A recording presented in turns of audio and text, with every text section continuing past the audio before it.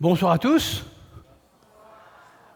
Et je vois sur vos têtes des points d'interrogation. Pourquoi cette petite fille avec moi? Eh bien, il y a une raison. Il y a une raison à cela. Tu m'aimes? Oui. Eh bien, j'ai un point très faible, très sensible pour les enfants de l'Église. Parce que je me dis que moi, je vieillis et je vais passer. Mais il faudrait qu'on passe le bâton aux jeunes. Et ça commence avec les bébés et les enfants. Alors, elle a accepté de venir avec moi pour me soutenir. Ça ne veut pas dire que vous ne me soutenez pas, pas du tout.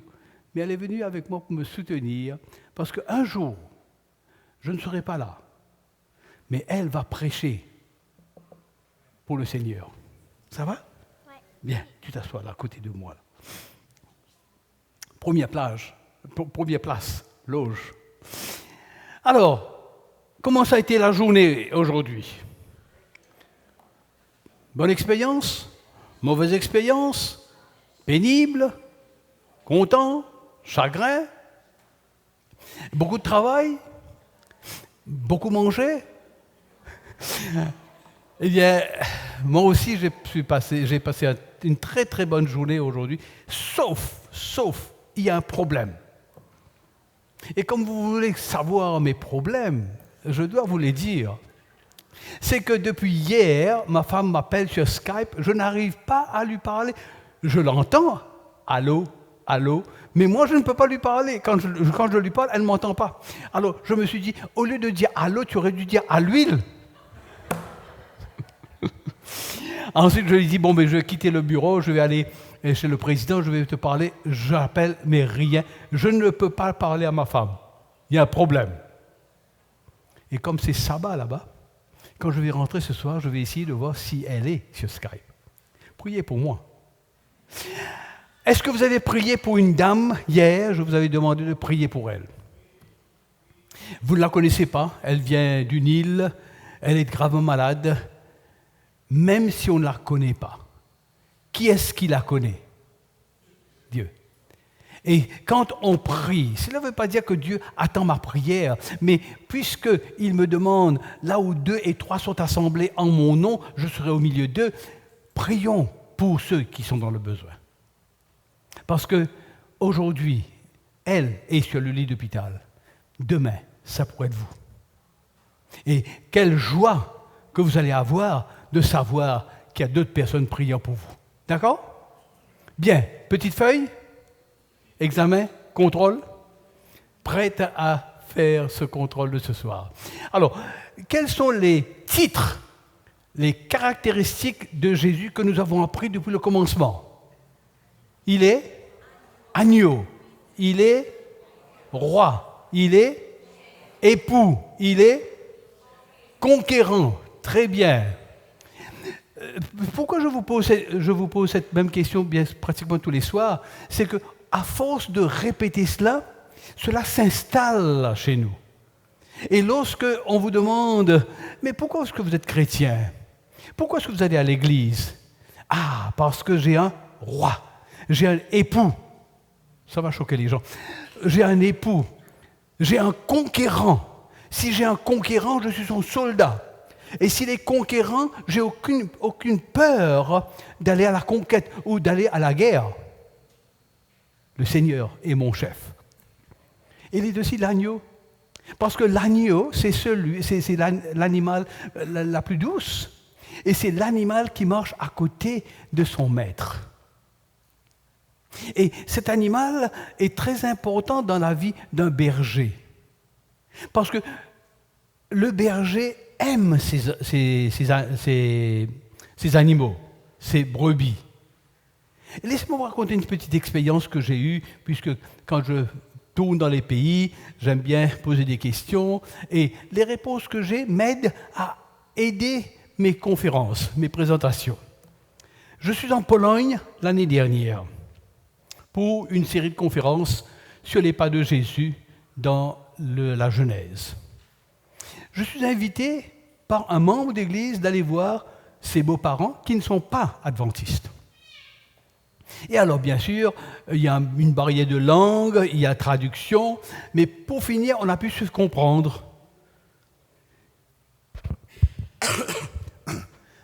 Et l'homme est à la retraite. Alors, je lui demande, mais qu'est-ce que vous faisiez avant votre retraite? Il me dit, il était berger. Je dis, tout de suite, un tilt chez moi. Jésus est mon berger, psaume 23.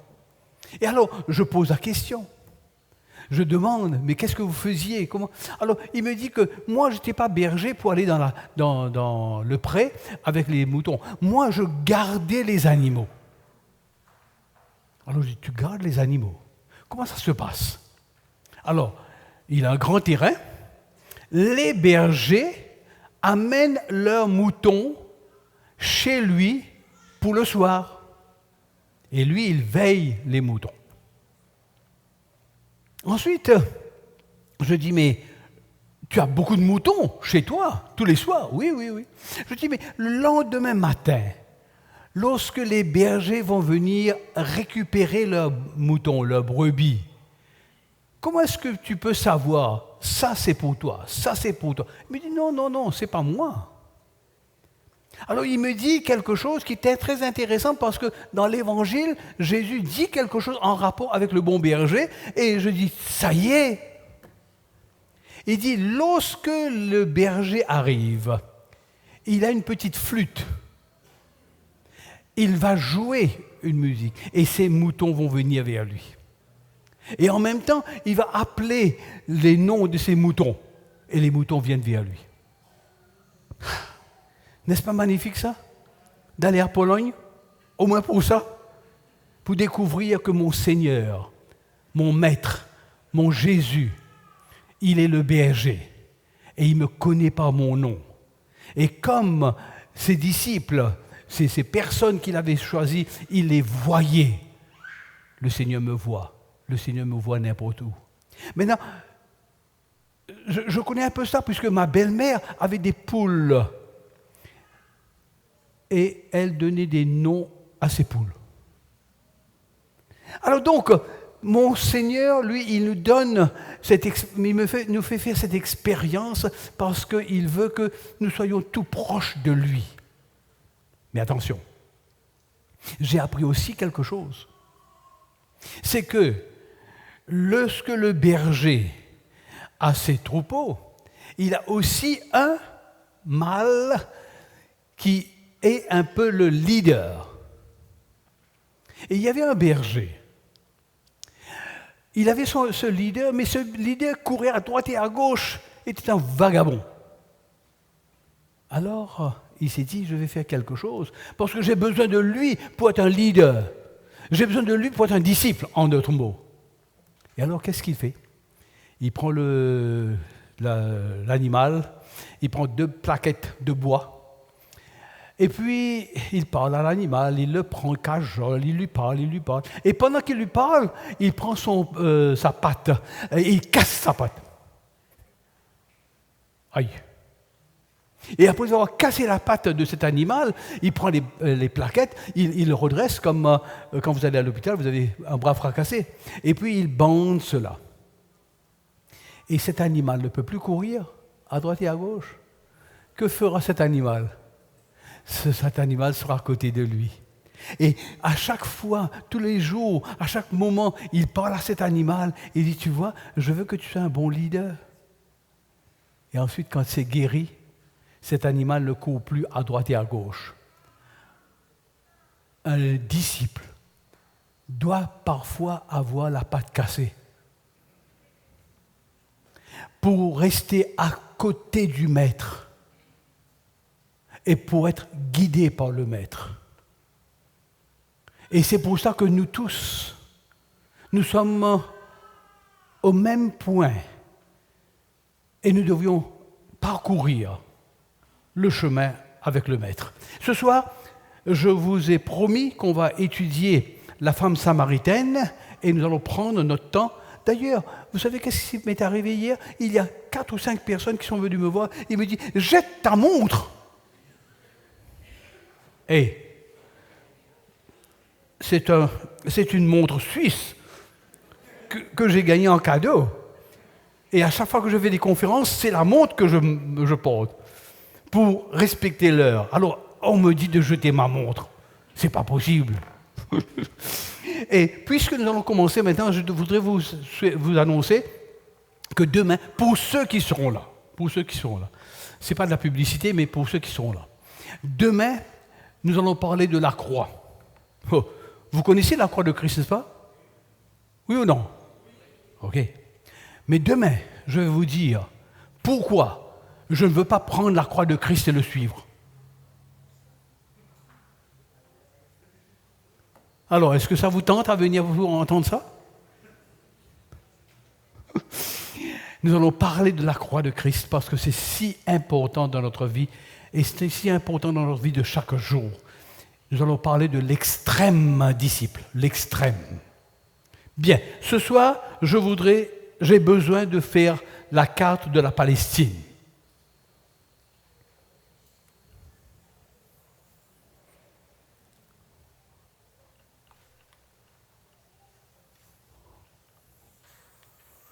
Alors, je pense que vous connaissez cela déjà, n'est-ce pas vrai? Ici, c'est la Méditerranée. Comment s'appelle la montagne d'en haut? Hermon. Ensuite, lorsque la neige fond, ça va dans une petite rivière qu'on appelle Panias, P-A-N-I-A-S. Ensuite, ça arrive dans un lac qu'on appelle Houlet, H-O-U-L-E-T. Et quand il y a un surplus d'eau, c'est le Jourdain qui prend l'eau et qui amène dans le lac de Galilée. Le trompe-plein prend dans la rivière de Jourdain et qui amène dans la mer Morte. Ensuite, nous avons vu que lorsque le peuple d'Israël quittait l'Égypte pour venir en Palestine, et Dieu leur dit, Dieu à Moïse, il faut subdiviser la terre en combien de parcelles? 3 parcelles? 11 parcelles, parce que 12 tribus d'Israël, 11 parcelles, parce que Juda n'avait pas de droit, puisque Juda avait une responsabilité de prendre soin du sanctuaire. Donc, ensuite, il y a l'intervention des Romains qui prennent possession de la Palestine. Et les Romains, maintenant, eux, ils vont subdiviser la Palestine en 3 parties. Ici, c'est la Galilée. Ici, c'est la Samarie. Et ici, c'est la Judée. Retenez bien cela. Je vais faire une petite pause là, pour dire à ce jeune homme qui est au fond là-bas, chemise rouge, tu étais devant. Comment se fait-il que tu es dégradé comme cela? Bien. Alors, donc, nous avons cette graphique-là, nous avons cette géographie, parce que c'est très important pour la femme samaritaine. Ici, dans cette partie de la Samarie, au départ, il y avait 2 tribus qui occupaient cette partie, Éphraïm et Manassé. Alors, ici, nous avons la Samarie, nous avons les Samaritains. Ici, nous avons des Juifs, nous avons des Juifs. Quelques renseignements pour vous, avant que nous commencions à étudier le texte. Les Samaritains sont des Juifs. Les Samaritains sont des Juifs par droit. Mais lorsqu'il y a eu les peuples d'Israël, les tribus qui sont montées dans le nord à Babylone, en exil, il y a eu un vide ici. Et Nebuchadnezzar, intelligent qu'il est pour détruire le peuple juif, va envoyer des hommes non juifs de la diaspora partout vers la Palestine. Et puisqu'il y avait des hommes qui ont été pris prisonniers pour aller à Babylone, Donc, il y a des hommes qui sont là. Qu'est-ce qui se passe avec les jolies femmes de l'endroit? Vous êtes à Tahiti, vous connaissez l'histoire de Pitcairn, n'est-ce pas vrai? Ah, alors donc, il y a un mélange. Donc, ces hommes non juifs vont épouser les femmes juives et vont donner naissance à des enfants. Et lorsque les exilés vont venir, ils vont dire, mais ce sont des bâtards. Ce ne sont pas des juifs. Alors, ils sont offusqués, ces gens d'ici. Comment se fait-il qu'ils ne sont pas des juifs? Et alors, ils vont reconstruire Jérusalem. Vous connaissez le livre de Néhémie. Ils vont reconstruire Jérusalem. Mais lorsqu'ils vont reconstruire Jérusalem, tous les Juifs viennent pour donner un coup de main. Les Samaritains aussi viennent donner un coup de main, mais ils refusent. Mais, par vengeance, qu'est-ce qu'ils font? Ils prennent des cochons. Ils tuent des cochons. Ils viennent mettre dans le temple. Et c'est comme ça qu'ils sont expulsés carrément de Jérusalem et des parties des Juifs. Cette partie ici est très importante parce que les Juifs, que ce soit dans le nord ou dans le sud, avaient droit de faire des commerces avec cette partie. Seulement commerce, achat et vente. Mais pas plus, pas moins. Vous savez très bien qu'à Jérusalem, 3 fois dans l'année, tous les Juifs devaient aller à Jérusalem pour 3 fêtes. La fête de Pâques, la fête de Pentecôte et la fête des Tabernacles. Pourquoi la fête de Pâques? Pour rappeler aux Juifs qu'ils étaient esclaves et qu'ils ont passé au-delà. En anglais, c'est beaucoup plus clair. Passover, qui est devenu en français Pâques. Et la fête de Pentecôte, quelle est la raison pour la fête de Pentecôte? Pardon?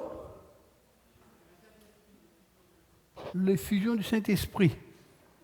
Je vais vous choquer, vous, adventistes, qui devez connaître ça mieux. Ce n'est pas l'effusion du Saint-Esprit.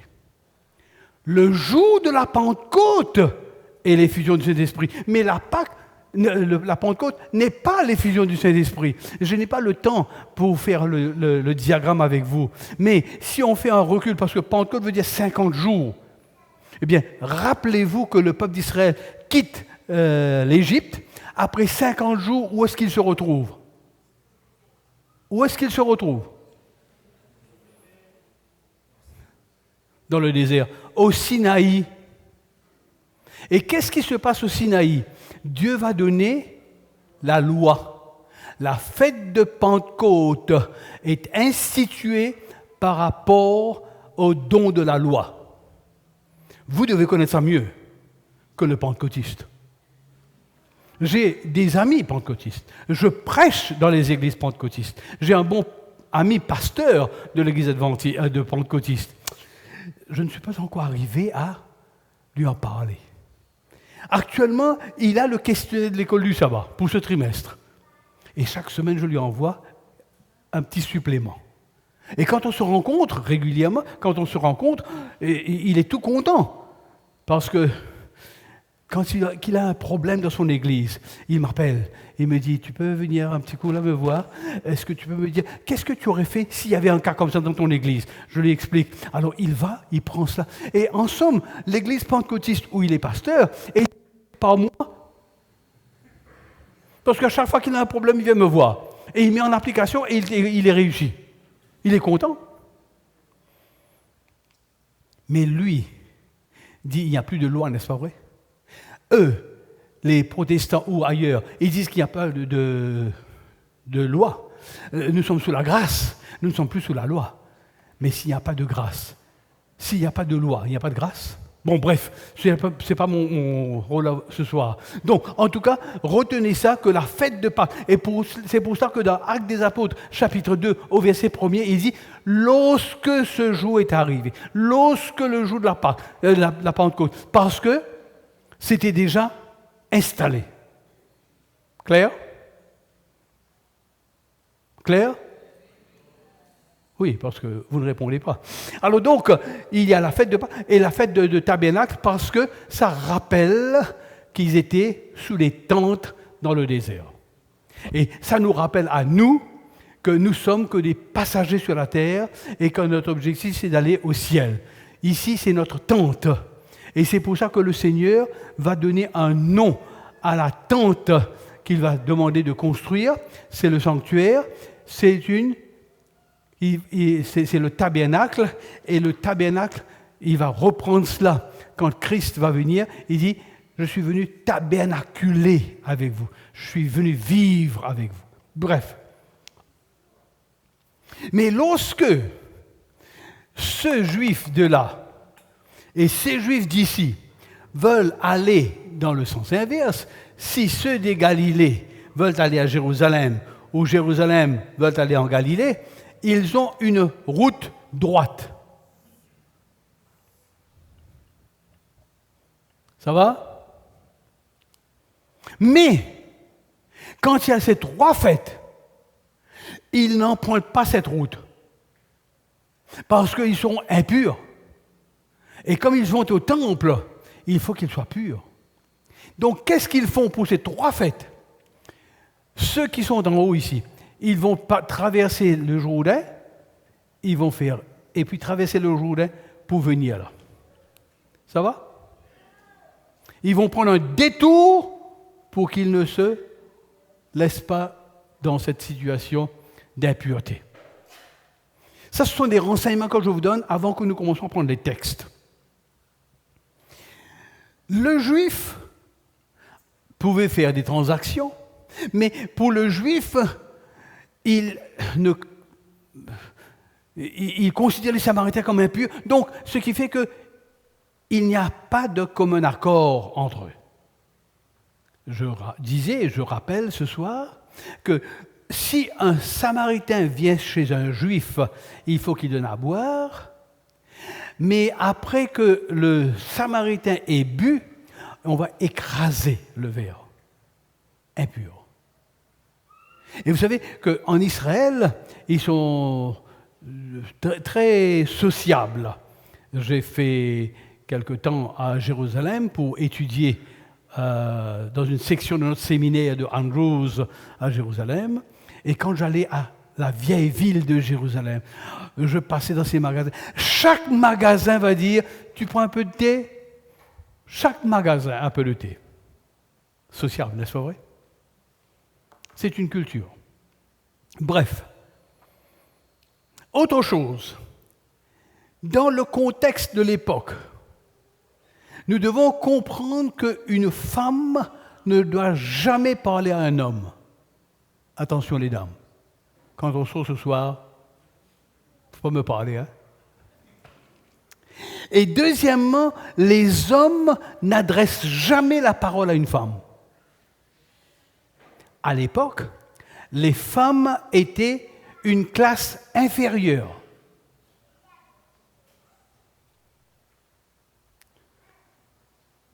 Et voilà que Jésus comprend tout cela. Et maintenant, nous allons commencer à entrer dans le texte. Et au fur et à mesure, je vais vous donner quelques renseignements supplémentaires. Je sais que vous l'avez étudié à l'école, votre école du sabbat de cette semaine-ci, mais pardonnez-moi. Mais alors, on prend le texte, oui. Comme il fallait qu'il passât par la Samarie. J'aimerais attirer votre attention sur ce verbe, qu'il voulait, qu'il fallait. C'est une obligation. Retenez cette phrase, ce verbe. Donc, où était Jésus? En Galilée. Il fallait qu'il passe. Ok. Mais à ce moment, dans le chapitre 4, il n'est pas ici. Il est ici. D'accord? Alors, donc, il fallait qu'il passe par la Samarie pour aller à Galilée. Et quelle route qu'il va prendre? La route A ou la route B? A. Pourquoi est-ce qu'il fallait, c'est une obligation qu'il passe par la Samarie? Qu'est-ce qu'il y a de si important? Pourquoi le texte, pourquoi l'évangéliste Jean ça a retenu son attention? Parce que lui aussi, il sera parmi les disciples pour suivre Jésus. Et pour quelle raison? Nous savons, du connu à la découverte. Oui. Une femme de Samarie vint puiser de l'eau. Jésus lui dit, donne-moi à boire. Est-ce que c'est normal? Non. Parce que dans le contexte juif, un homme ne parle jamais à une femme. Et en plus, si Jésus dit « donne-moi à boire », ce sera dans un récipient des Samaritains. Vous comprenez que les Samaritains savaient cela. Et c'est pour cela que je trouve un peu drôle qu'il demande. Mais il y a une raison pour cela. Nous allons continuer. Car ses disciples étaient allés à la ville pour acheter des vivres chez McDonald's. Est-ce qu'ils pouvaient faire des commerces avec la Samarie? Oui. Donc, les disciples sont allés parce que c'était un moment où ils avaient faim. Et quand on a faim, on ne parle pas d'autre chose que le mar. La femme samaritaine lui dit, « Comment toi, qui es juif, vous voyez un peu la réaction? Comment toi, qui es juif, me demandes-tu à boire à moi, qui suis une femme samaritaine ?» Logique, pas la logique. Ce qui veut dire que cette femme connaissait la culture. Elle était étonnée. D'ailleurs, j'aimerais vous demander une question. Comment s'appelait cette femme samaritaine?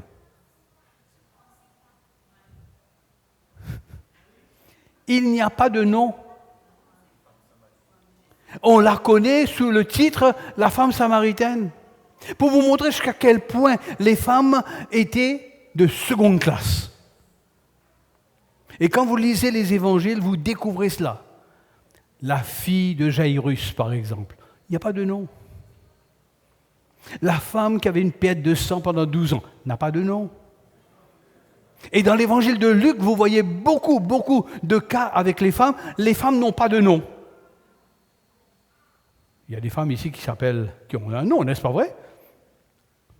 Toi, Ruth, Naomi, Esther, vous avez un nom. Mais on ne le reconnaissait pas par un nom.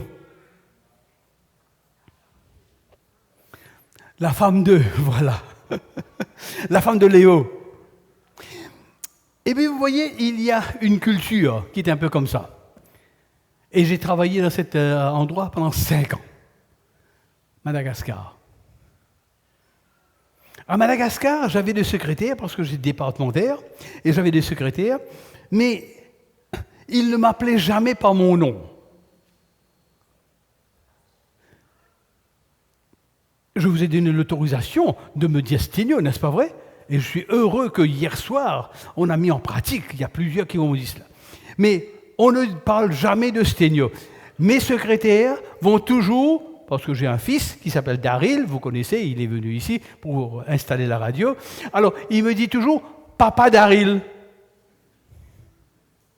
J'ai beau leur dire « Je ne suis pas papa, oui, je suis papa Daryl, mais je suis Sténio, papa Daryl ». Donc, il y a des cultures qu'il faudrait respecter. Et donc, la femme comprend cela, il respecte la culture, et elle est étonnée qu'un homme lui adresse la parole.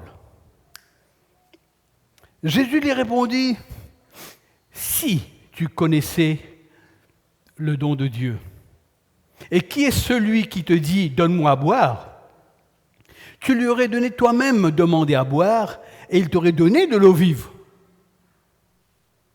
Donc, il y a un dialogue qui commence. Jésus est en train de bâtir un pont et de ne pas bâtir un mur. Et c'est cela, Jésus. Jésus essaye de vous parler, de me parler en baptisant le pont. Il ne fait pas un mur. Il me dit, toi, tu ne peux pas entrer dans le ciel parce que. Au contraire, il me dit, toi, tu dois être dans le ciel parce que j'ai donné ma vie pour toi. Seigneur, là il y a un problème là. Par quel mot qu'elle commence? Seigneur. Qu'est-ce que ça veut dire? Seigneur. Donnez-moi un autre mot pour Seigneur. Lorsque la première fois la femme a parlé à Jésus, qu'est-ce qu'il lui a dit? Maître? Non. Mais cette fois-ci, le chemin commence à s'élargir. Et alors, il dit, Maître, elle reconnaît que Jésus est spécial. Il reconnaît que Jésus n'est pas comme les Juifs, parce qu'un Juif ne lui aurait pas adressé la parole, mais elle reconnaît Jésus comme un maître. Et tenez ça en considération que avant d'être disciple, on doit être toujours croyant. Et qu'est-ce que Jésus est en train de faire avec cette femme? Quelle est l'étape? Quelles sont les étapes? Et il veut que cette femme devienne disciple. Mais avant d'être disciple, qu'est-ce qu'il fait avec cette femme par rapport à ce qu'il a la déclaration? Croyant. Et la femme ouvre une fenêtre à Jésus pour comprendre que la femme l'accepte comme maître. Le Seigneur lui dit, femme, Seigneur, tu n'as rien pour puiser de l'eau, et le puits est profond. D'où aurais-tu donc cette eau vive? Je m'arrêterai là pour vous apporter un élément nouveau. Où était ce puits? Où était ce puits? Oui. Et comment on appelait ce puits? Le puits de Jacob. Et pour quelle raison Jean précise le puits de Jacob? Mais avant la réconciliation, il y a eu un problème. Il y a eu une lutte entre lui et Dieu. Il y a eu une lutte entre lui et son frère. Donc, ça aurait dû rappeler aux Juifs de cette histoire que nous allons retrouver un soir quand nous ferons sur les pas de Jésus dans la Genèse. Mais je voudrais juste attirer votre attention sur ce phénomène, que c'était un peu Jacob qui est témoin de ce qui se passe. Et on va beaucoup plus loin que cela. Tout à l'heure, je vais retourner à cela, mais il y a beaucoup plus loin. Jacob, tu n'as rien pour puiser de l'eau. Es-tu plus grand que notre père Jacob, qui est notre témoin là? Qui nous a donné ce puits et qui a bu lui-même, ainsi que ses fils et ses troupeaux. Mais ce Jacob, c'était un porteur de la semence, n'est-ce pas? Vous vous souvenez? Le tableau de samedi dernier? Donc, il est un porteur de la semence, ce qui veut dire que lorsque la femme dit « Mais est-ce que tu es plus grand que Jacob ?» Le Seigneur est en train de lui montrer que tu dois devenir un porteur de la semence, samaritain. Donc, Jésus, il n'y a pas de barrière. Jésus est en train de démolir les barrières qu'il y a, les barrières culturelles entre Juifs et Samaritains. Il est en train de détruire cela. Jésus lui répondit, « Quiconque boit de cette eau aura encore soif. » Quelle heure cette femme est venue chercher de l'eau? Vous connaissez cela, on va du connu à l'inconnu. À quelle heure que cette femme vient chercher de l'eau? À midi. Alors là, je voudrais vous poser une question. Vous avez toujours entendu cela. Et je voudrais enlever ça de votre pensée. Mais il faudrait que je pose la question. Pourquoi la femme venez à midi. Il n'y avait personne, oui. Et quel est le problème? Oui. Et pourquoi?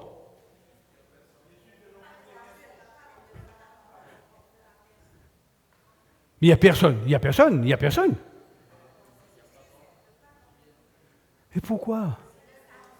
Pourquoi est-ce qu'elle ne vient pas le matin? Parce qu'en Palestine, midi, il fait très chaud.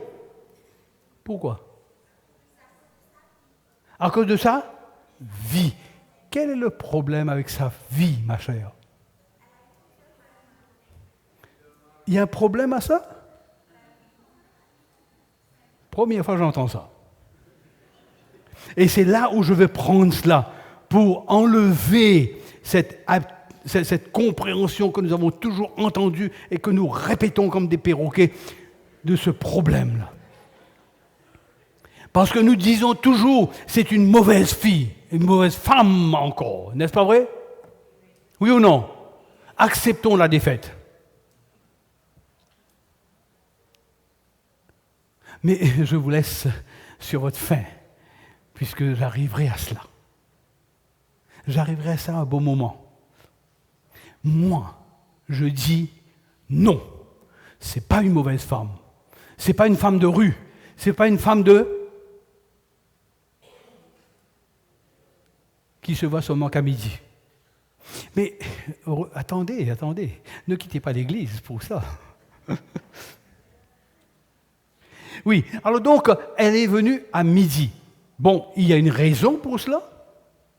Il y a une raison, mais nous allons voir la raison. Pas exclusivement que les femmes parlent. Oui, les femmes parlent, mais il y a une raison importante à cela. Allons voir. Mais celui qui boira de l'eau que je lui donnerai, c'est Jésus qui parle, n'aura jamais soif, et l'eau que je lui donnerai deviendra en lui une source d'eau qui jaillira jusqu'à dans la vie éternelle. Est-ce que Jésus est en train de travailler cette femme pour devenir disciple? Oui, en quoi? Comment ce texte explique que Jésus, l'objectif de Jésus, c'est de faire cette femme un disciple? C'est que lorsqu'elle va recevoir, le texte dit, et l'eau que je lui donnerai deviendra en lui une source d'eau qui jaillira. Ce qui veut dire que lorsque vous devenez disciple, de qui parlez-vous? De Jésus. Donc vous voyez la marche à suivre de Jésus? Bien. La femme lui dit, Seigneur, mais donne-moi de cette eau afin que je n'ai plus soif et que je ne vienne plus puiser ici. C'est normal, c'est pas normal. Donc, ce qui fait que la femme est en train de marcher de croyance en disciple. Donne-moi. Alors, la femme ouvre son cœur dans cette direction d'éducation. Je veux devenir un disciple sans qu'elle le mentionne cela. Est-ce que Jésus gagne du terrain ou non? Oui, il gagne du terrain. Va, lui dit Jésus, appelle ton mari et viens ici. Waouh.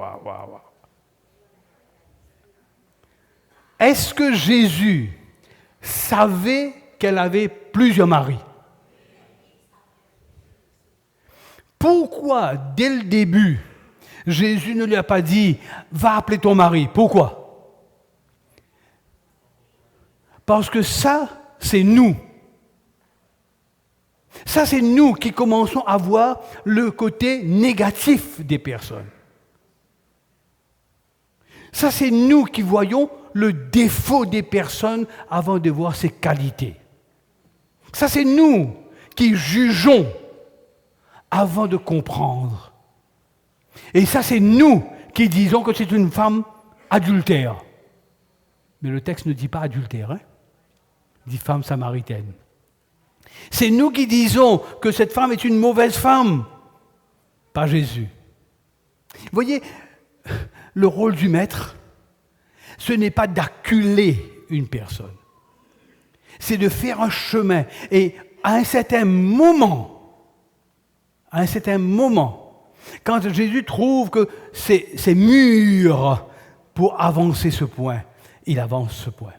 Va, lui dit Jésus, appelle ton mari et viens ici.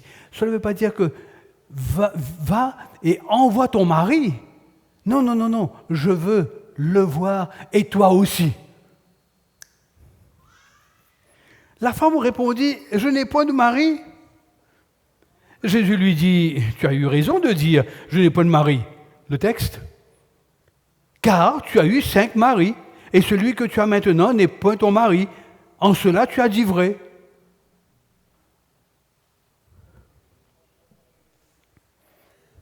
Est-ce que Jésus accuse la femme? Non.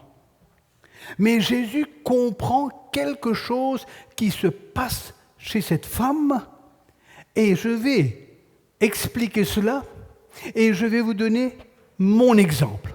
Ce n'est pas que j'ai 5 femmes, hein.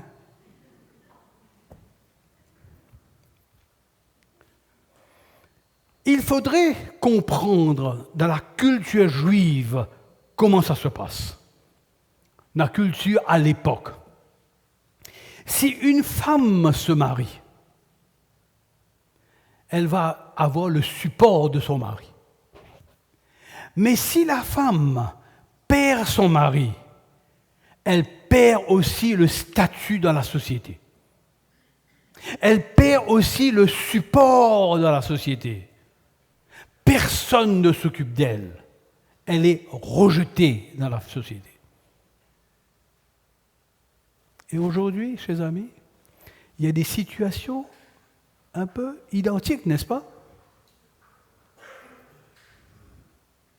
Lorsque tu as un problème, on te délaisse. Aussi longtemps que tu as quelque chose pour me donner, je suis ton ami. Mais une fois que tu n'as rien à me donner, je ne suis plus ton ami. Et laissez-moi faire une proposition. C'est que cette femme a eu, selon ce que Christ dit, tu as eu 5 maris. Pourquoi ne pas voir dans cette expression, pourquoi ne pas voir que cette femme a eu 5 maris qui sont morts, tour à tour? Et suite à cela, est-ce qu'une femme, parlant aux femmes ici, est-ce que vous aimez si votre mari meurt? Ou pour ceux qui ont eu le mari, un défunt, est-ce que vous êtes heureuse? Eh bien, je propose que ces maris sont morts et le problème que cette femme a, c'est la déprime.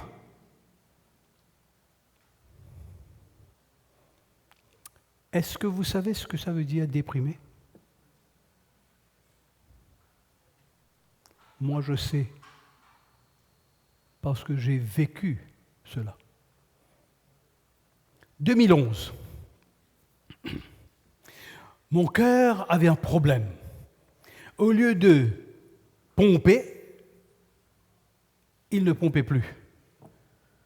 Et suite à cela, le cœur n'envoyait pas le sang dans les autres parties du corps, les reins, etc. Et je commençais à avoir des faiblesses. Un samedi matin, je devais prêcher dans une église. Je me lève, je ne me sens pas très bien, mais je me lève et je vais me doucher. Au moment où je sors de ma douche, j'ai la serviette sur moi, je tombe, pouf, sans connaissance. Demi-heure. Je me lève, je dis, Seigneur, si tu me permets de m'habiller, et si tu me permets de prendre mon petit déjeuner, je saurai que tu seras avec moi pour aller prêcher. Mais si ça ne va pas, je sais qu'il faudrait rester à la maison. Je me prépare, tout est bien. Je vais à la salle à manger, la cuisine, ma femme prépare le petit déjeuner, je mange, je ne lui dis rien. Idiot que je suis. Je prends ma voiture et je vais à 1 heure de route de chez moi. J'arrive dans le parking de l'église. J'ai un vertige. Je sors. Je sens étouffé. Je marche jusqu'à l'église Et dans cette église, il y a la chambre de pasteur. Là, les gens qui vont monter avec le pasteur le sabbat matin vont le rencontrer là. Là, je m'appuie contre une chaise. Les personnes viennent. Je ne dis rien, idiot que je suis. Et alors, on va monter. Il y avait seulement mon traducteur, parce que j'étais dans une église serbienne. Et alors donc, je lui dis tout simplement à lui, qui était mon ancienne église, je ne me sens pas bien. C'est tout. Je fais ma prédication. Après quoi, un autre ancien d'église qui m'avait invité, puisque j'étais parti avant en Outre-mer, m'avait invité à déjeuner chez lui. Je rentre dans sa voiture, je pars, je mange. Après quoi, je vais aux toilettes. Ouh. Je ne dis rien à cette famille. On me ramène à l'église. Je tiens une réunion à l'époque, parce que la conférence générale avait demandé d'étudier la tragédie du siècle. Eh bien, chaque samedi après-midi, on avait un chapitre, et c'était mon tour, je présente la tragédie du siècle. Après quoi, il y a un comité d'église. Je reste pour le comité d'église. Ensuite, il y a un comité de construction. Je reste pour le comité de construction. Après quoi, je vais prendre ma voiture pour partir, je n'arrive pas. Alors il y a un ouvrier qui vient me voir, tu as un problème, oui, il me donne un verre d'eau. Et mon ancienne église me dit, tu ne vas pas conduire, je t'amène. Oh non, non, non, non, non, je vais conduire. Je prends la voiture, je descends, 1 heure de voyage. Mais lorsque j'arrive sur l'autoroute, je prends le couloir de gauche complètement. Parce que je dis, si j'ai un vertige, je peux juste aller sur la gauche. Parce que chez nous, il y a une place réservée pour voie de secours. Je rentre à la maison, je ne dis rien à ma femme. Idiot que je suis. Et je vais dormir. Et ma femme sait que le sabbat, je suis très fatigué généralement. Elle sait que si je reste dans le lit après faire la grasse matinée, c'est qu'il n'y a pas de problème parce que la veille a été... Alors, je fais la grasse matinée, mais la grasse matinée ne c'est pas seulement jusqu'à 10h, 11h, midi, 1h, 2h, 3h de l'après-midi. Elle me dit, hey, tu ne te réveilles pas? Et je me réveille. Et je devais aller faire, parce que je devais faire un mariage, mais pour les fiançailles, je devais aller dans un jardin pour faire je ne pouvais plus. Bref, par rapport à mon heure sur ma montre suisse. Pour finir, je me retrouve à l'hôpital. Et quand je vois mon cardiologue, je lui dis, « Hé, doc, si tu me dis de rester... » Je plaisante, j'aime bien plaisanter, n'est-ce pas? Alors je dis, « Tu sais, si tu me dis de rester là, je reste. » Il me dit, « Quoi? Tu restes ?» Et je suis assis à côté de sa table, il prend le téléphone, parce qu'il est un chef de secteur dans le soin intensif. Je l'entends appeler la nurse, « J'ai besoin d'un lit immédiatement. » Ah! Là, je ne plaisante plus, là. Et la nurse dit, oui, est-ce que tu veux que je vienne le chercher? Il dit, non, je l'amène moi-même. C'est plus grave encore. Il m'amène en salle. 1 mois, je reste à l'hôpital. 3 semaines dans le soin intensif. Chaque vendredi, parce que le cardiologue est un adventiste, chaque vendredi, je dis, Doc, je dois aller à l'église, parce que j'allais commencer un programme dans mon église de 40 jours de prière. Je dis, je dois aller pour lancer. Ton église est là. Et je sais, il me dit que toi, je viens te voir le dernier patient vendredi, je vais aller commencer mon sabbat, je ne viens pas demain. Le lendemain, j'entends sa voix. Je dis, mais il m'avait dit qu'elle va venir, il vient vers moi. Je dis, mais tu ne devais pas venir. Il me dit, je suis venu à cause de toi. Tel point que j'étais malade.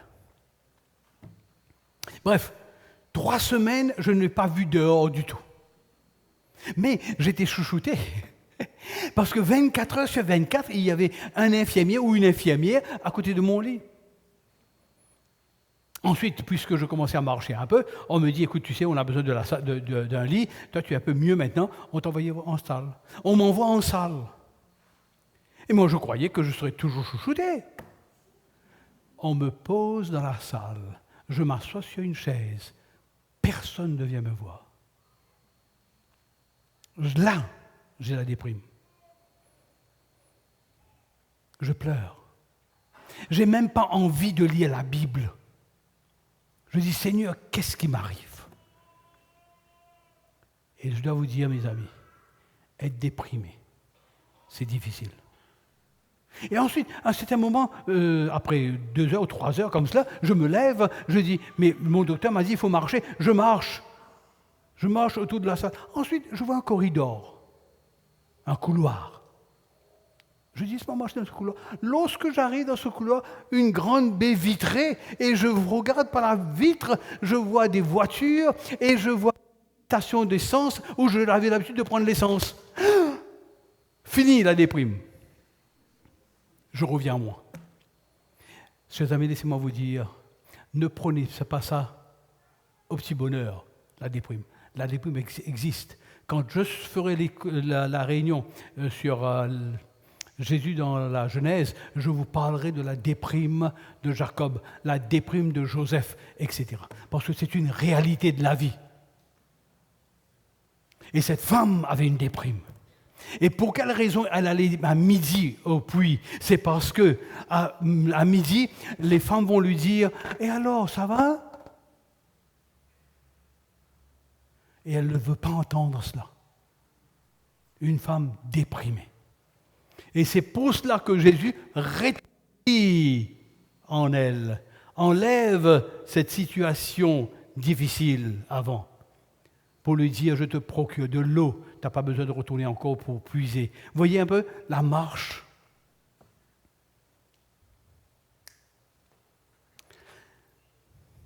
Seigneur, lui dit la femme, je vois que tu es prophète, mais avec ce texte, je dois vous dire qu'une femme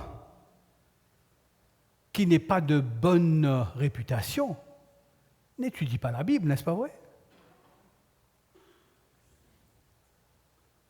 Une mauvaise femme est intéressée beaucoup plus avec des hommes, non pas avec la Bible. Ne viendrait pas à l'église. Il irait à boire dans un bistrot. Mais cette femme, je vois que tu es prophète. Ce qui veut dire que cette femme avait une connaissance. Clair? Continuons à voir cela. Nos pères ont adoré sur cette montagne, Gérazim. Et vous dites que le lieu où il faut adorer à Jérusalem. Je m'arrête. Ici c'est Gérazim, ici c'est Jérusalem. Pourquoi les Juifs disent à Jérusalem? Pourquoi Jérusalem? Le temple. Pourquoi le temple? Allez, en vitesse, parce que j'ai 5 minutes. Parce que c'est le lieu où Abraham a offert le sacrifice de son fils Morija. Jérusalem est bâtie sur Morija. Clair? Pour quelle raison? Eux, ils disent Gérazim. Il y avait 4 choses importantes. Ils n'avaient que 4 doctrines, ces Samaritains. 4 doctrines. La première, qu'ils croyaient en un seul lieu. Deuxièmement, qu'ils croyaient en un seul prophète, Moïse. Ils croyaient dans un seul livre de Moïse. Et quatrièmement, ils croyaient dans un lieu pour adorer Dieu.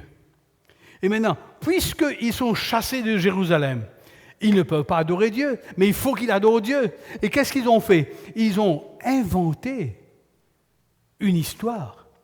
Ils ont dit, mais ce n'est pas sur le mont Morija, ou bien vous faites erreur, ce n'est pas là le lieu Morija. Morija est à Gérazim. Et c'est là que Abraham a offert son fils. Voyez comment il installe cela. 4 choses importantes. Et la femme savait, et il dit, nos pères nous ont enseigné. Et moi aussi, je suis mon père, je adore sur la montagne, et vous dites que c'est à Jérusalem. Écoutez le choc que Jésus va donner à cette femme. Ensuite, il dit, la femme lui dit, je sais que le Messie doit venir. Est-ce que quelqu'un qui a une mauvaise vie pense au retour de Christ? Mais elle sait que le Messie doit venir. Et pas seulement le Messie doit venir, celui qu'on appelle Christ, ce qui veut dire qu'il a fait ses études de l'Ancien Testament, lui, elle. Et quand il sera venu, il nous annoncera toutes choses, ce qui veut dire qu'elle est dans l'attente. Elle est dans cette prédisposition à devenir disciple. Ce n'est pas une mauvaise femme. Ce n'est pas une femme adultère qui ne s'est pas intéressée aux choses spirituelles. Est-ce que je vous choque? Pour me faire plaisir, vous dites non. Revoyez votre théologie, pasteur. D'accord? On est amis? Bien. Jésus lui dit, je le suis, moi qui te parle. C'est la première fois que Jésus se révèle comme Messie. À une femme adultère? Non. À une femme qui a la déprime, pour redresser sa situation, pour l'aider à changer son état de déprime. Ah, le Messie, c'est toi le Messie. Donc, ce qui veut dire que j'ai une espérance. Et c'est comme s'il dirait que cette femme est devant cette grande baie vitrée qui voit les choses qui se passent. Et elle voit beaucoup plus. Elle voit ce qu'elle a étudié devenir une réalité. Venez voir... Ah, excusez-moi. On a dû sauter un peu les versets. Et donc, elle va accepter Jésus. Elle va accepter Jésus comme quoi? Comme croyant ou comme disciple? Comme disciple.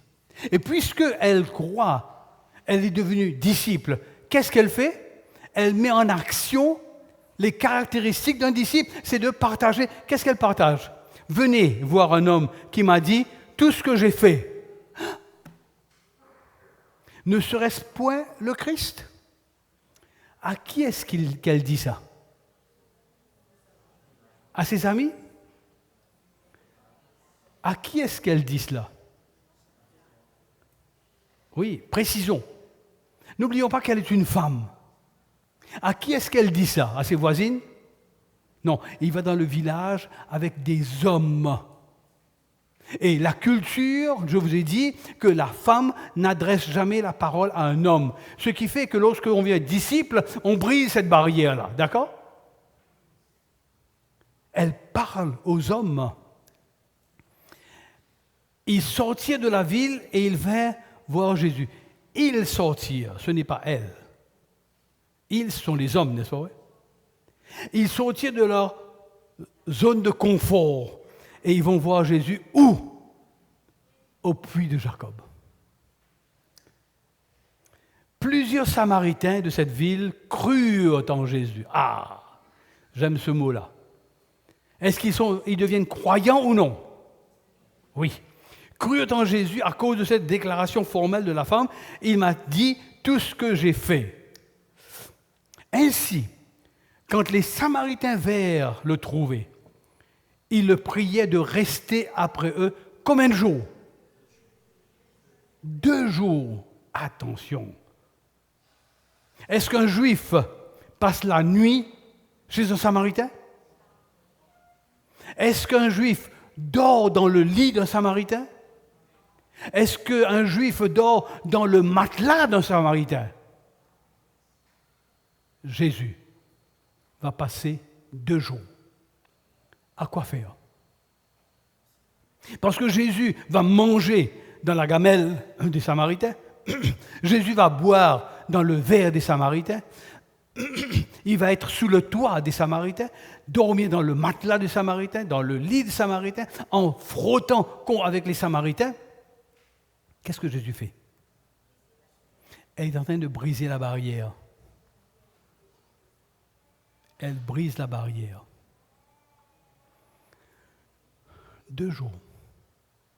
Alors, c'est là où Jésus forme une petite communauté. une église. D'accord? Parce qu'ils crurent. Donc, il y a des personnes qui sont pour Jésus. Donc, ils forment une communauté de croyants. Vous serez choqués avec quelque chose d'autre qui va se passer.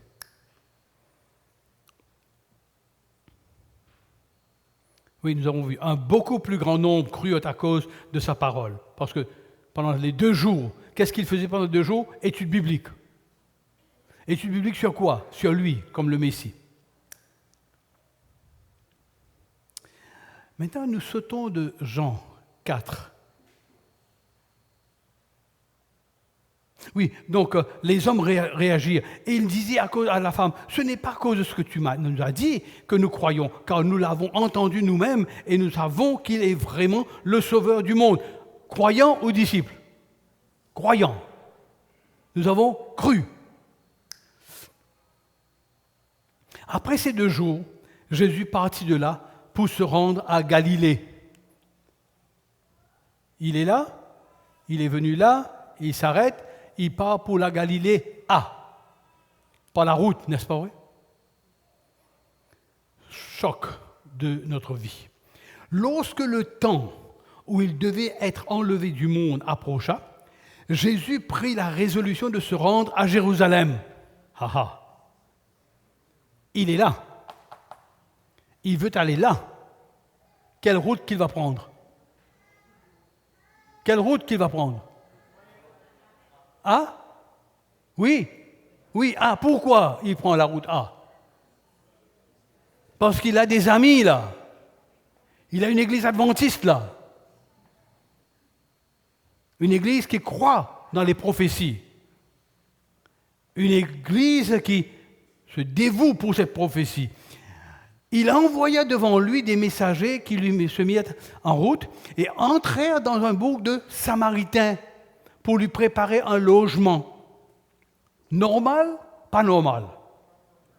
Pas normal? Normal, parce qu'il est chez les adventistes, n'est-ce pas vrai? Je suis sûr et certain, non, sûr, que si je dis, il n'y a pas de place pour moi ce soir, est-ce que je ne peux pas venir chez vous? Ah oui, à bras ouverts. Et je sais que ce ne sera pas à bras ouverts, le cœur aussi sera ouvert, n'est-ce pas vrai? Mais donc, Jésus envoie, parce qu'il se dit, c'est tout à fait normal, j'ai une église là. Il y a des membres. J'ai dormi chez eux, ce qui veut dire qu'ils vont m'accepter. Mais, on ne le reçut pas. Pourquoi? Le texte dit parce qu'il se dirigeait sur Jérusalem.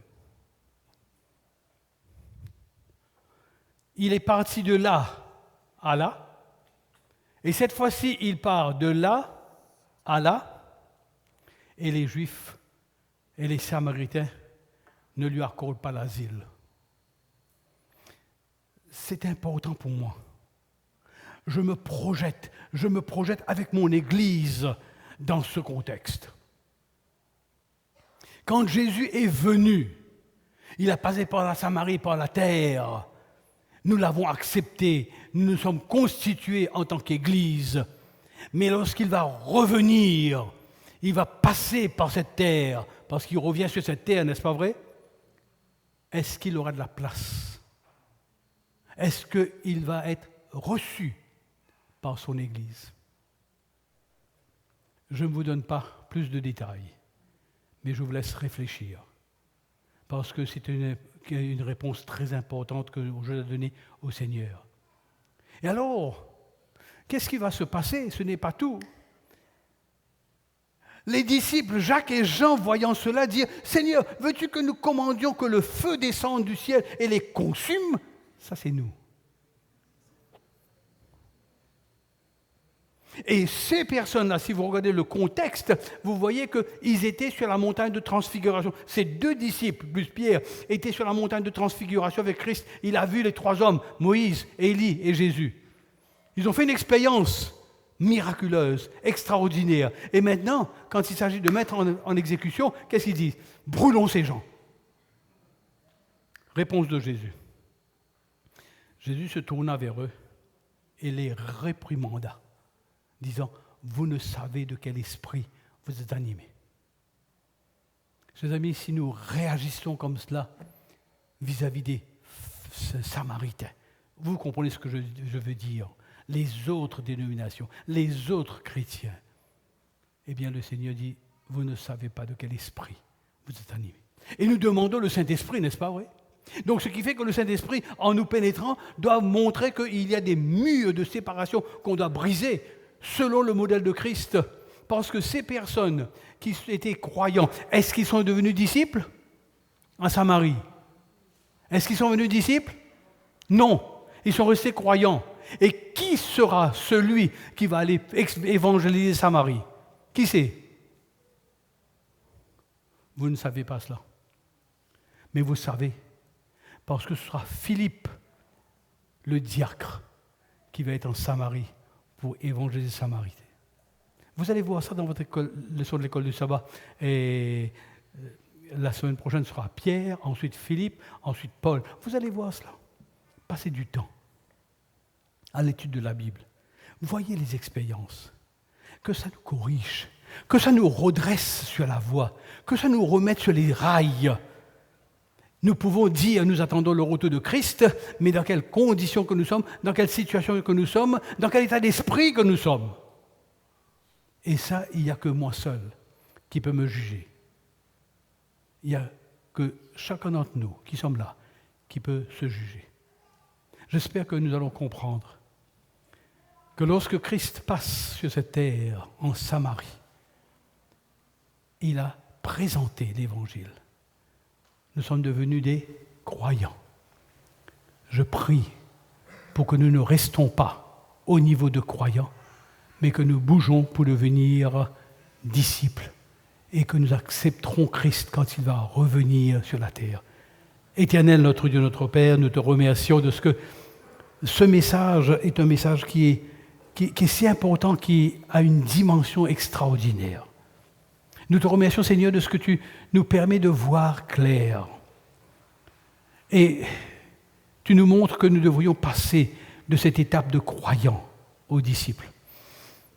Merci de ce que l'expérience de la femme samaritaine projette la venue de Christ et le retour de Christ. Et quand il va retourner, il ne va pas faire un détour, mais il va venir directement sur cette terre. Nous te demandons que nous soyons prêts pour recevoir ce Jésus et que chaque jour, nous le recevons dans notre demeure et qu'il soit l'hôte invisible, mais qu'il soit l'hôte de notre maison. Nous te demandons de nous accorder une bonne nuit de repos et un bon retour et que demain nous puissions nous retrouver ici dans cette église pour étudier cet aspect de la croix que nous avons connu, nous avons compris. Peut-être nous n'avons pas bien compris, mais que nous devrions réapprendre. Au nom de ton Fils Jésus, on t'a fait grâce. Amen.